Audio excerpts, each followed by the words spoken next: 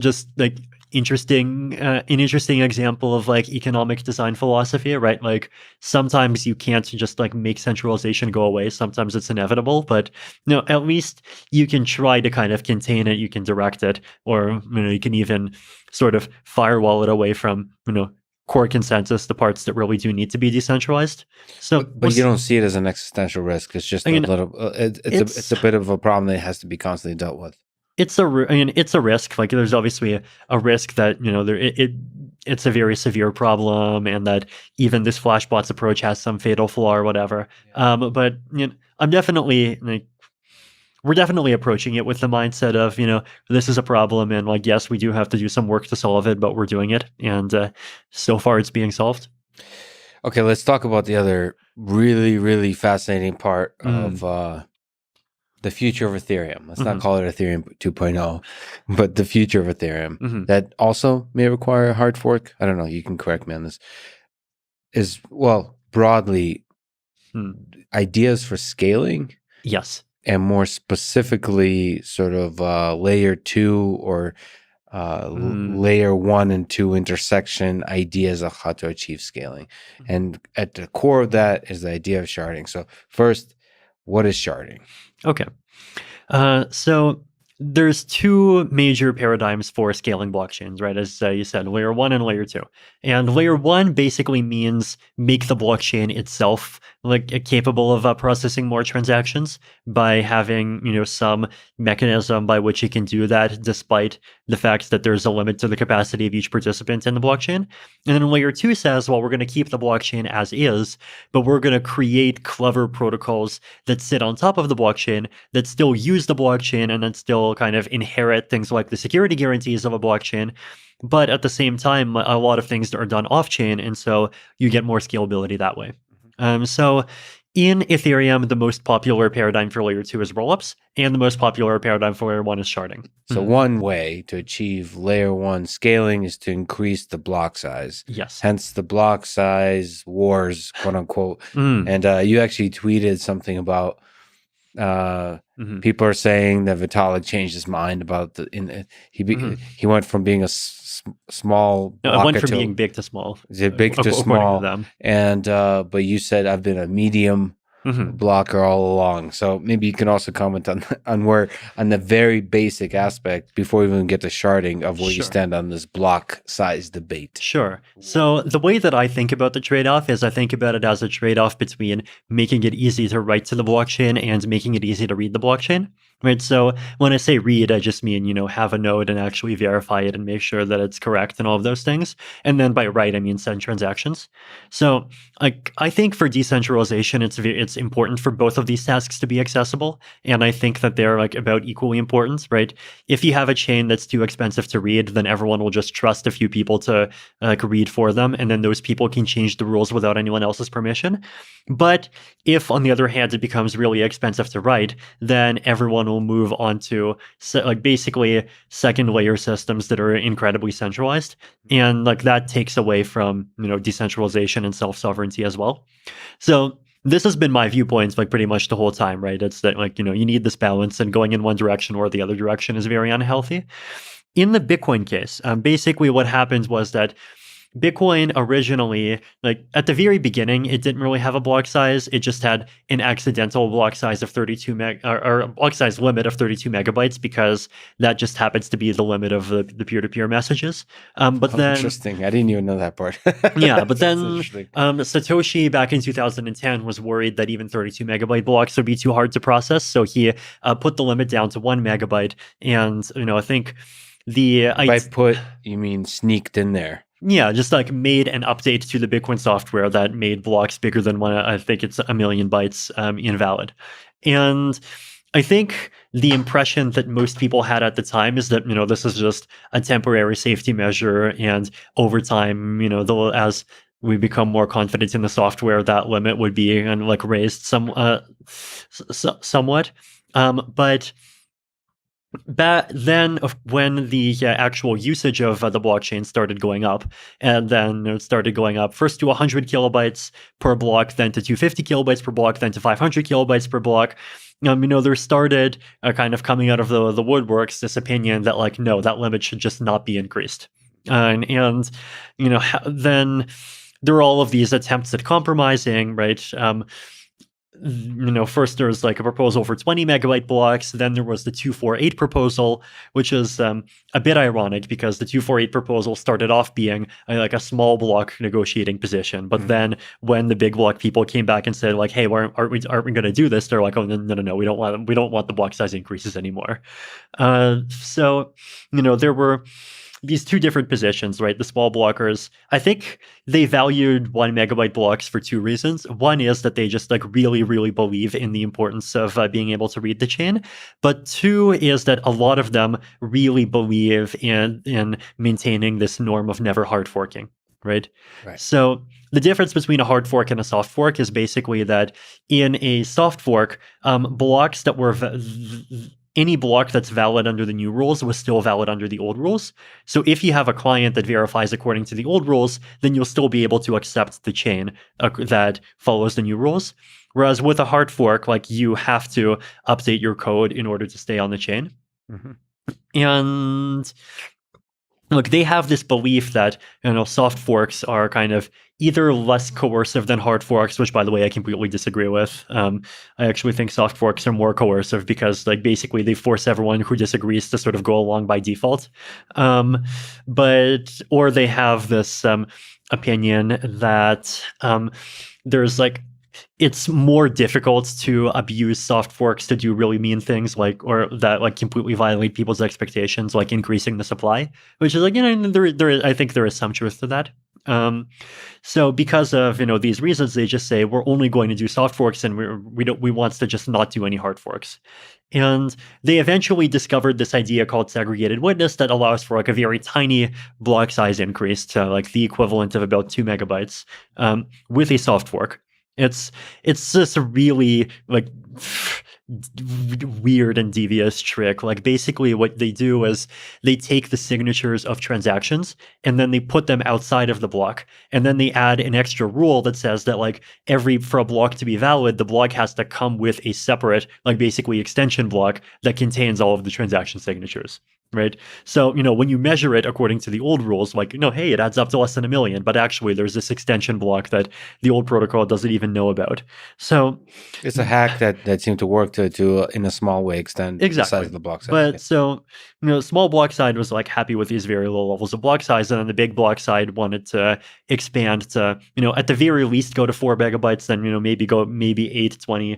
There's disagreements within there as well. I definitely was favoring the big side the whole way through, as you can probably tell. But even though, so the argument against the big is that it makes things more centralized. Yes, because fewer people can run a node that verifies the chain, and also because any of these things would require a hard fork, and hard forks are inherently risky. Do you think there's truth to that? I'm pro hard fork. I think hard forks are actually like in a political economic sense, they're better than soft forks. Well, let's okay. I think that's a beautiful principle as stated, that soft forks may be more coercive than hard forks. This is not just about cryptocurrency. This is about politics and life. That's fascinating. So you're okay with hard forks. In fact, you think hard forks is the right way to make changes because then everybody's forced to make a decision. Right. Do you accept this change or not, as opposed to ideas being sneaked in behind the door and that decision is forced on you? Exactly. Yeah. Okay. So, but hard forks, some people say, this is when they talk about sort of Ethereum, is there's some aspect to a hard fork where you're trying to upgrade a, airplane while it's flying. And I think soft forks are also upgrading an airplane while it's flying. But it's a smaller upgrades. That's there's some truth to that. There's definitely a bit more risk of like a split as a result of a hard fork than as a result of a soft fork. And this split is highly undesirable, right? Well, it depends. Like, if it's a split because of a bug, then that's horrible. If it's a split as a result of political differences, then I think like a split is better than, one side being forced to basically just like suck it up and accept the majority position, even if it really hates it. Well, there's also political connections throughout the history of the United States. It's like sometimes groups of people that strongly disagree with each other should be forced to work it out, even when a split seems like an easy thing in the short term. It depends. And I think, for blockchains in particular, the costs of people being able to like peacefully go off and do their own thing are much lower, right? Like, okay, if you have a country and you have two groups, then like often enough, like fighting out the new rules requires, a civil war, requires everyone to move and so forth. But no, on a blockchain, like, the costs are lower. And so. So if you were to look at the way things worked out with the block size wars, and there was a split, what is it, Bitcoin Cash and Bitcoin? Would you, putting on your historian hat, you mentioned offline you like Dan Carlin. So if Dan Carlin were to do an episode on the on the block size wars, do you think it could have turned out better, or are you okay with the way it turned out? I'm definitely disappointed with what happened with the big block side. I think the source of my disappointment is that, like, one of the things that you notice when just looking at like these political disagreements generally, especially when you have environments where, they're authoritarian or like single party dominated, and then there's some opposition party, and the opposition often has like very legitimate grievances, but at the same time, the thing you notice is that often enough the opposition just sucks, right? Like, it just doesn't have, political capacity. It doesn't have like the ability to come up with policy, because its entire culture is like designed around resisting much more than it's designed around like, actually debating serious policy trade-offs. And I worry, or I guess not so much worry because it's already happened. I unfortunately think that Bitcoin Cash ended up being a victim of this, right? Like, first, there was the split with Bitcoin Cash, and then, of course, Craig Wright came in, and Craig Wright was this basically scammer who just keeps on pretending that he is Satoshi Nakamoto, the inventor of Bitcoin. Hey, Craig Wright's legal team, do you hear me? Yes, I still think your client is a scammer, so sue me. This is definitely going to be depth first search, because I got to ask you about Craig, because these people have been contacting me, and I'm trying to figure out like what is up with this human being. So for people who don't know, there's somebody who is let's start. There's Satoshi Nakamoto, who is the creator of Bitcoin, who's anonymous. And actually most really big people in the cryptocurrency space do not, like yourself and others, do not dare claim that they are, even for fun, Satoshi Nakamoto. In fact, if Satoshi Nakamoto is still alive and is like, if say you were Satoshi Nakamoto, it seems like the thing he would do is probably, or she is try to remain anonymous. On the flip side of that, there's a guy named Craig Wright who continually keeps claiming that he is in fact Satoshi Nakamoto and keeps suing a lot of people. So on him, if we could just linger on him, what do you make of this character? What are we supposed to make of this character? Should he be ignored? Is there any possible truth to his claims? What do you make of him? The analogy that's at the top of my head will get a bit political, but oh boy, that's fine. You've had Michael Ballas. So I guess I view Craig Wright as being kind of like a Donald Trump figure. Yes. In that, like, he's not very intellectual, but I think he gets a big audience because he says things that like play to the resentments that people have, and he says things that people want to hear. Right, like in the wake of this block size war, the big blockers did feel very disenchanted. Like, they felt that Bitcoin always had this vision that we were supposed to just keep increasing the block size, and Bitcoin is peer-to-peer cash. It says so in the white paper. And then this elitist clique of core devs just like came in and said, no, we're going to impose this totally different vision. And if you ever want your scalability, you'll have to wait for us to create this totally unproven fancy technology called the Lightning Network that works under completely different principles. And they were very angry at this, and I mean, I think a lot of that anger is justified. But at the same time, when people are in that mental state, like it's very easy for you to just kind of like latch on. And if you find someone who expresses anger at the same things that you're angry at, and also like it seems like someone who's strong and seems like someone who might be good to rally around, it's very easy to just like get behind that. But that extra part about where he's Satoshi Nakamoto, I don't understand why that's necessary. I think that's he could have done it without that, but that just it's a marketing strategy. Like it sort of gives him more salience. Like there's other big block personalities, right? Well, what's the difference between with Craig Wright? He's not just a big block personality. He's potentially Satoshi, and he did say all the big block things, right? Like he talked about how, the concept of a fee market is fundamentally like economically wrong, and it should be a free market, and you should be able to have blocks as big as you want. Like he repeated all the talking points, and so a lot of people were kind of sucked into that, right? And so he unfortunately was able to basically dominate a big part of the Bitcoin Cash community for a long time, and then eventually, of course, more and more people started to catch on. He would just say technical things that are completely wrong, right? Like one example of this that I remember is that he mixed up the concept of 256 bits and 2 to the power of 256 bits, right? So, the difference is it's like the difference between, 80 and the concept of 80-digit numbers, right?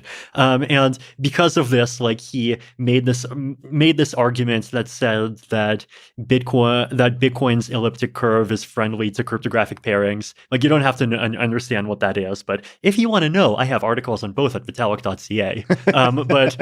But basically, he made this like technical argument that really hinged on this point, and then when people pressed him on it, it's like, yes, what? No, like what? Look, exactly. The height is like what 2 to the 256 bits. That's a very tiny amount of information. No. 2 to the 256 bits is more than the amount of information in the universe. And like he, equivocated and kind of like preyed on people's inability to understand that mathematical nuance. And I called him out, and eventually I even called him out in person at this conference in Seoul. Like I just stood up and asked hey, conference organizer, why are you letting this fraud speak at this conference? Yes. And I remember even some big blockers at the time getting angry at me. But eventually they did get rid of him, and then Craig Wright was forced to split off because the rest of the community refused to accept some network change that he wanted. And so then there was the BCH and BSV. And then in the Bitcoin Cash community, there was this drama of, are they going to add a developer fund where they redirect 12.5% of the revenue from the miners to the devs? And according to the libertarian non-aggression principle, is this technically theft?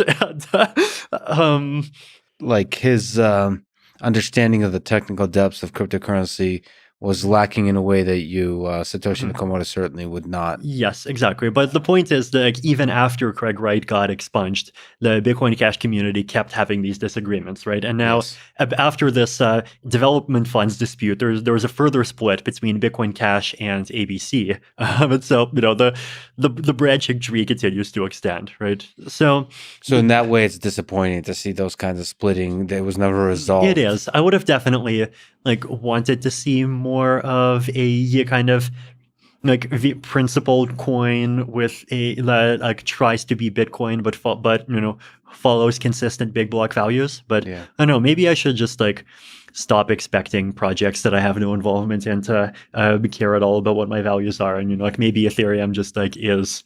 It just is. Yeah. Nevertheless, I think you have a powerful voice, and you can inspire other projects to do to live up to their best possible selves. Okay, so that's the level. That's the layer one approach. The other layer one within Ethereum is the idea of sharding. Yes. What the heck is sharding? Mm-hmm. Okay. What does the future of sharding look like? Right. So to summarize that big, long tangent that we just went It's a beautiful tangent, by the way. It's an amazing tangent. And I think crypto is just one of the most underrated aspects of crypto is, I think, how you can like analyze the sociology and the politics and the anthropology and and I'm sure Dan Carlin would have fun exploring the space at some point. But like the core trade-off, right, is that if you scale blockchains the dumb way just by increasing the parameters, then eventually you just make it harder and harder to participate as a node, and you end up with a system where there's like 20 computers running the whole thing, and it's just very centralized. So sharding basically says, well, instead of just increasing the parameters, what we're going to do is we're going to change the blockchain architecture in such a way that each individual node in the blockchain only needs to store a small portion of the data and only needs to process a small portion of the transactions. So you can think about it as being like inspired by BitTorrent, right? Like on BitTorrent, there's no such thing as a BitTorrent full node that has every movie, right? The work is like split up among a huge number of computers, and like that makes sense. That's the only sane way to scale a system like that. And if they actually tried making a version of BitTorrent that required full nodes that store every movie, then it would have like zero censorship resistance, and it would just like be dead in an instant. So the challenge with taking that model and applying it to blockchains, right, is that blockchains aren't just about like spreading data around. They're about agreeing on exactly what data was spread around and ensuring that everything that you agree on actually is correct. Mm-hmm. And so you have this paradox where, let's say you want to have a system that supports 10,000 transactions a second, but each computer in the network can only personally verify 100 transactions a second. So how can each computer get a guarantee about the other 9,900 without actually going and verifying them themselves? And it turns out that there are some like a bundle of different tricks that can do that, right? So like one of them is just random sampling. So the idea behind random sampling is like, let's say for simplicity, this is a proof of stake chain, and you have 10,000 validators. Validators are like, the stakers. And like for simplicity, we'll assume they all have the same number of coins, right? If someone has more coins, we'll just kind of split them up and pretend they're 10 stakers. Then you do like some random shuffling, and you basically say, these random 100 validators are assigned to validate this block. These random 100 validators are assigned to validate this block. These random 100 validators are assigned to validate this block. And so each individual computer only gets assigned to validate like a small piece. But then the way that the information about like what's valid gets passed around, right, is that when these 100 participants validate a block, they all sign a message basically saying like, yes, we agree that this block is valid. And then like they combine that signature into one, and then they broadcast that signature. And then everyone else, instead of verifying the blocks directly, just verifies that signature, right? And so if I see the signature, I'm not directly convinced that that block is valid, but what I am convinced of is that out of this committee of, or this randomly selected group of 100 validators, let's say at least 70 of them agree that this block is valid. Mm-hmm. And so if I trust that, the majority of these participants are all honest, then because it's all randomly selected, the attacker can't just like force themselves into one committee. And so, the attacker is going to be evenly spread out too. And so if, the entire set of validators is mostly honest, every committee is going to be mostly honest. And so like bad blocks are not going to go through, right? So that's like one simple form of sharding. There's also other more clever things that you can do. So for example, there's this concept of ZK snarks, right? I'll call it as zero knowledge proofs. So this is the idea that you can make a cryptographic proof that says, I verified or I ran some complex computation on this piece of data and I got this answer. Mm-hmm. And so if you make these kinds of proofs, then like if you see a ZK snark that says some block is valid, then you're convinced that that block is valid. And even if, everyone in that committee is evil, like they have no way of making a valid proof for a bad block. Right? Like because the proof itself, like it is a proof that you did the computation, where that proof is much easier to verify than just running the computation yourself. And, there's once again, super awesome mathematical cryptographic magic behind making ZK snarks work. So it gives you a little bit of a leg up over the 51% honest assumption. So it's a little hack that improves upon the random sampling thing. Exactly. And like there's other hacks, right? Like there's another hack called data availability sampling that allows you to make sure that the data in the blocks was actually published. But like basically, like if you stack a couple of these tricks on top top of each other, you can create a system where like I, as an individual participant, can be convinced that everything that's going on in this distributed blockchain thing is correct without actually personally checking more than like a percent of it. So that's sharding. That's sharding. But as I understand, maybe correct me on this, is in the space of Ethereum, the sharding happens on some fixed number. Like the split is on some fixed number. I think it's 64 is the currently sort of proposed number. So how does that help scaling? Is it just a fixed constant scaling by 64? And is that a way to achieve the crazy amount of scaling that seems to be required to use cryptocurrency for purchasing? So doing like competing with credit cards and Visa and so on. Right. So first, I think like the 64 can be hard forked up over time. So we've set it so that like there's theoretically space in the data structure for 1,024 shards. It's just that 64 of them are turned on. Like there are challenges with having more shards because like you have to have logic that just like checks and manages all of those shards. And if there's too many of them, then that becomes too expensive. But even still, you can improve quite a bit.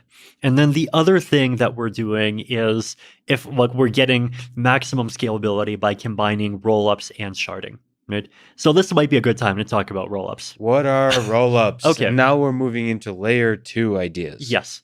So the idea behind a rollup is basically that. So instead of just publishing transactions directly on chain and having everyone, do all of the checking of those transactions. What you do is you create a system where users send their transactions to some central party called an aggregator. And theoretically you can have a system where like the aggregator switches around or anyone can be an aggregator. So, it's still like permissionless to send things.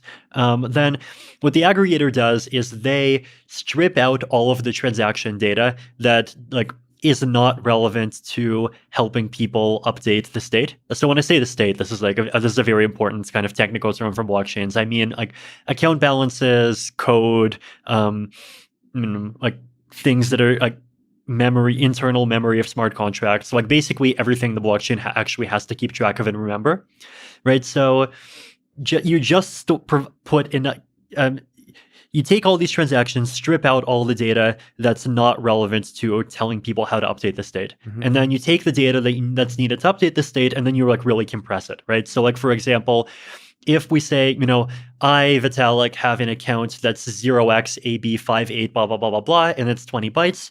Well, instead we can say, well, I have an account that is number 1874224 in the tree. Right. And that goes down from 20 bytes to just like an index and a position, which is 3 bytes. Right. So you use all sorts of these fancy compression tricks, and you basically just, instead of publishing all these transactions, you publish this like tiny compressed blob. Right. So the amount of data that goes on chain goes down by maybe about a factor of 10. Right. And then the second thing is that you don't do the computation on chain. Instead, you do the computation off chain. And there's one of two ways to do this, right? One is called a ZK rollup, which is you just provide a ZK snark that basically says, hey, look, I did this computation and I have this proof that here's the some hash of the result and it's correct. And then you stick it on chain and everyone verifies this one proof instead of verifying all these transactions.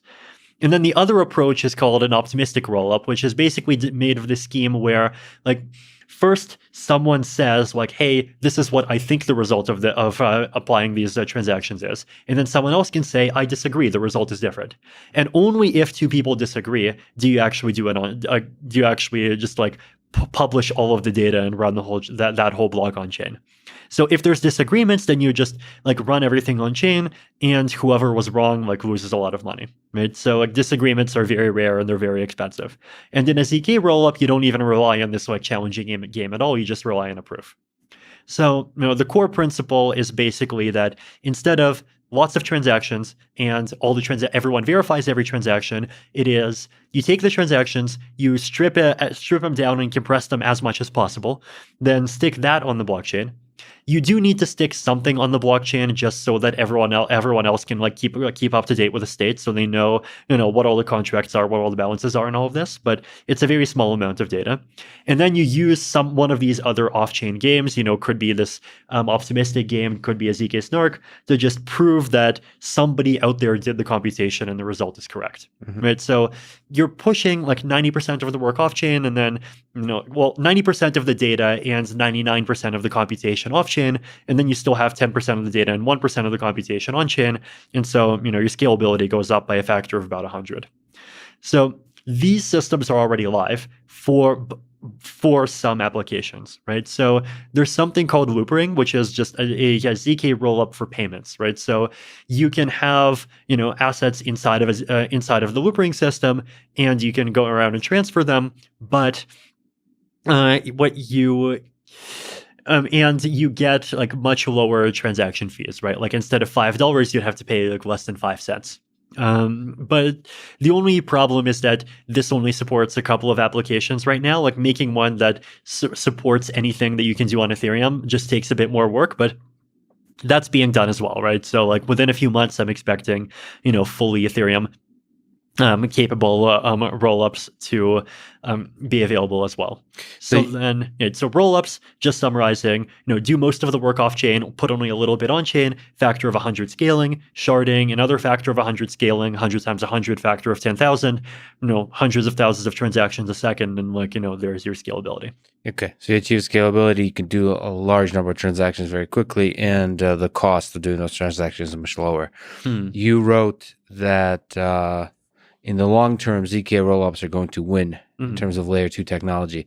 Specifically, you wrote, in general, my own view is that in the short term, optimistic rollups, as you were saying, are likely to win out of general purpose EVM computation, and ZK rollups are likely to win out for simple payments, exchange and other application specific use cases, just as you were saying.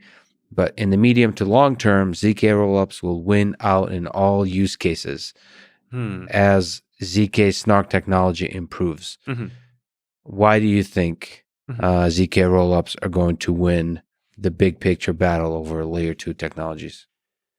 So I think ZK rollups, like once you accept that the technology works, are just like conceptually simpler and they have nicer properties. The reason is that they do not have this concept of a challenge game, right? Like as I mentioned, in an optimistic rollup, the way that you ensure that the results are correct is that you let one person submit, and like they just submit with no proof. They just say, here's what I think the result is. And then if someone else disagrees, they make their own submission. And then if you have 2 disagreeing submissions, then you actually publish it on chain and you see who's right. But for this to work, like you need to actually wait for someone to disagree, right? So like, for example, if I have an asset inside of an optimistic rollup and I want to withdraw it, then I actually have to wait a week to withdraw it, because like if a block that contains my withdrawal turned out to be invalid, then there needs to be space for someone to disagree with it, right? Whereas with a ZK rollup, like you don't need time for disagreement because you just have a proof, right? As soon as a block is submitted, there's a proof, and it's correct. So if disagreements, especially in the long term, are sparse, then you don't want to do the optimistic, the game theoretic thing. You want to do the ZK snark. Right. The ZK stuff is just like you can, in a ZK rollup, you can withdraw immediately. You don't have to like worry about the economics of proving as much. Right. There's just like fewer issues. The reason why ZK rollups are not winning everywhere today is because, ZK snarks is still a crazy new technology, right? Like this is something that 10 years ago, it existed only in theory and there was none in practice. Then, 8 years ago, people were just getting excited about it in Bitcoin conferences for the first time.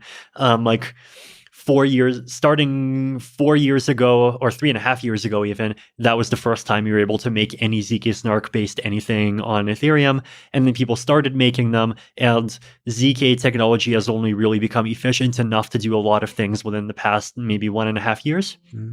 So it's new technology, it's crazy technology, it's admittedly scary technology. if you want to learn more, I also have an article about this on Vitalik.ca. It's actually really, really good. Most of your writing, it's technical, but it's accessible. I highly, highly recommend to check out Vitalik's articles and blogs, whatever you call them. Yeah, on your website. It's brilliant summary of the work. Actually, Ethereum documentation period is really good. I think that's somewhat crowdsourced. That documentation is really, really accessible and brilliant. But let me ask about sort of other approaches to layer 2, like side chains. So the one popular one is Polygon. What are your thoughts about Polygon, which is a layer 2 network? Is it positive? Is it negative for Ethereum? Is it both? Does it have a future, which is its own chain, but it's using Ethereum? It's like based on Ethereum, essentially. Or maybe you can describe what it is. Yeah. So I think there's a really big and important difference in security models between rollups and sidechains, which is basically that rollups inherit from the security of Ethereum, right? Yes. So like if I have coins inside of Loopring or Optimism or Arbitrum or ZK Sync, then even if everyone else in the world who is participating in these ecosystems like hates me and wants to steal my money, I can still personally make sure that no matter what happens, I get my money out. It might be a bit expensive for me to get my money out, and I have to do transactions like on the main chain, but I'll be able to do it. Whereas in Polygon, which is a sidechain, and so instead of being secured by Ethereum, it's also in part secured by its own proof of stake consensus with its own token. So if 70% of the whole, or even 51% of the holders of Polygon tokens wanted to take my money in Polygon, they can, right? So that's and like, to be fair, like there aren't even like the supply, I don't think is even that widely distributed, right? So like potentially you could this idea of 51% of the token holders coming together and stealing everything, like it's not impossible, right? Where does the scaling of Polygon come from? Like, why is it able to process much more transactions than the Ethereum main chain? What's the idea there? I think in part, like I imagine, I'm not sure exactly what its capacity level is, but like I imagine it has a higher capacity because it's a bit more willing to take centralization trade-offs. And then another thing is that like if the Ethereum ecosystem, like even if it did not do that, right? If you think about an Ethereum ecosystem hypothetically scaling with sidechains, then you would have 100 copies of Polygon, and they would each have their own tokens, they would each have their own chains, and so even if each one of those chains was only as scalable as Ethereum, you could still like the total sum of them would still be 100 times more than Ethereum. Okay.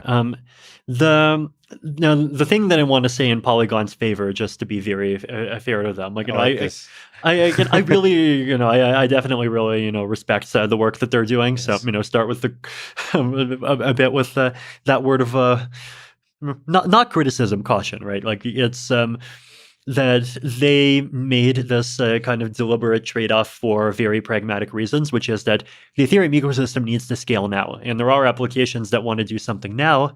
And, if there aren't Ethereum-friendly options for them, then like they're not going to just wait peacefully and do nothing for 12 months. They're going to go to, either Binance Smart Chain or one of some other system, or potentially something that just has totally no alignment with Ethereum values whatsoever. But whereas with Polygon, like the best thing that you can say in Polygon's favor and against Optimism is that Optimism is not live and Polygon is live, right? Like it just takes more work to create a system that has these extra roll-ups security features.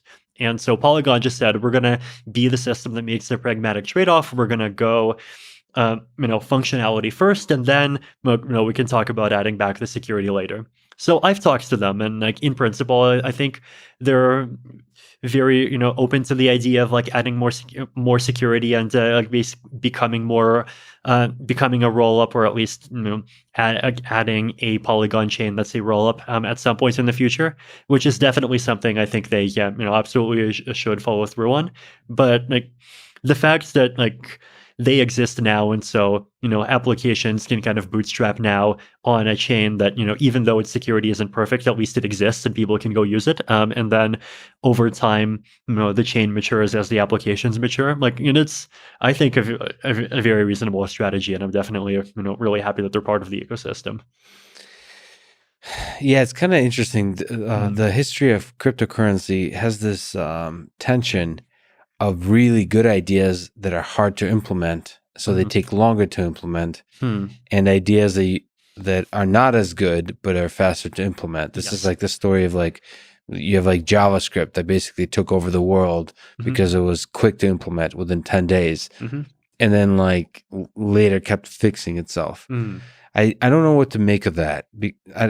Sort of from an engineering perspective, I'm more and more becoming comfortable and accepting the fact that our whole world will run a technology that's not as good as it could have been, just because the crappy solution is faster to implement and it sticks. What do you make of that tension? I think the compromise that we've been taking within Ethereum is, like, when we have to take the crappy solution, we look for crappy solutions that are forward compatible with becoming good over time. Right? Like, when you build the quick and dirty thing, like you would still already have ideas in your head about what the more complete thing with all the security features added on would look like, right? Even if it requires a hard fork?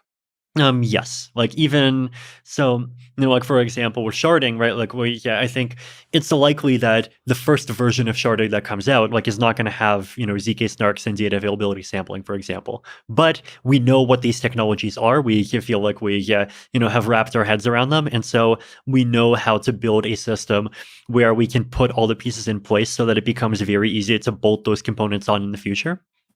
So, like, if you do things that way, right, then at the beginning you can have your system that has the functionality, but say has less security or like less sustainability or less of something else. But then over time, like, it's designed in such a way that it has this easy on ramp to adding those things, right? And if you don't think explicitly about like being future compatible, then you do often end up with a quick and dirty solution that backs you into a corner. And I mean, there are definitely cases where, like, I think the Ethereum ecosystem has suffered from that, and we have had to like expend pretty significant effort on, for example, removing features that we didn't realize that we actually can't sustain. Right? Like, one big example is just increasing the gas costs. So, like, making some operations more expensive when they because they should be expensive because they actually take a lot of time in the process. So that's making like some things more expensive, kind of like taking some functionality away. So if you can like be cognizant of where you're likely going into the future, and if you don't know, like, even be cognizant of both the most likely paths that you'll take in the future, and thinking about your roadmap and coming up with a roadmap where that, like, if you wants to do either of those things, then you have a clean path toward it. That's probably the best kind of practical way to get the best of both worlds that we have. Okay, let's talk about this wonderful process of merging. Okay, so there's the main net, which is the Ethereum 1.0 chain, or what should we say? The chain that uses proof of work as the consensus mechanism. And then there's, what is it called? The beacon chain that uses the proof of stake mechanism. And I believe the beacon has been deployed successfully, is working. So that was in December 2020. There's a bunch of questions around that that's fascinating as well. But I think the most fascinating question is about merging those two. When do the two chains, one that's proof of work, one that's proof of stake, merge? And what are the most difficult parts of this process? Right. So, as you've said, right, the way that we have set up this proof of stake transition is that at first, the proof of stake chain just launches on its own, right? And this is the thing that happened in December. And the proof of stake chain has been running for close to 6 months now. I mean, by the time people watch this, it might actually be 6 months. But it isn't actually coming to consensus on anything except for itself, right? So the idea behind that is to just give the proof of stake chain time to mature, time for people to build the ecosystem around it, time to make sure that there aren't any bugs, and just like prove to the community that proof of stake actually is real and it's and a full transition is realistic because the thing that you're transitioning to already exists and already works. Mhm. And then at some point in the future, you have this event called the merge, where you basically take the activity that's being done inside of the proof of work chain and you actually move it over into the proof of stake chain, so you get rid of the proof of work side completely. So the way that the merge will work is, it's definitely gone through a few different iterations. Like the earlier versions of this actually required more work for users and more work for clients. It was much more like, oh, there's this new chain, there's this old chain, and then everyone has to like migrate from the old chain to the new chain, and then at some point we'll forget about the old chain. The new version is designed to be much more seamless for users, right? So basically what actually happens is that the old chain basically becomes embedded inside the new chain, right? So starting from the merge transition block, every proof of stake chain block is going to contain a block of the what we consider to be the Ethereum chain today, but we'll call it the execution chain. And then at the same time, to create one of these blocks, you're not going to need proof of work anymore, right?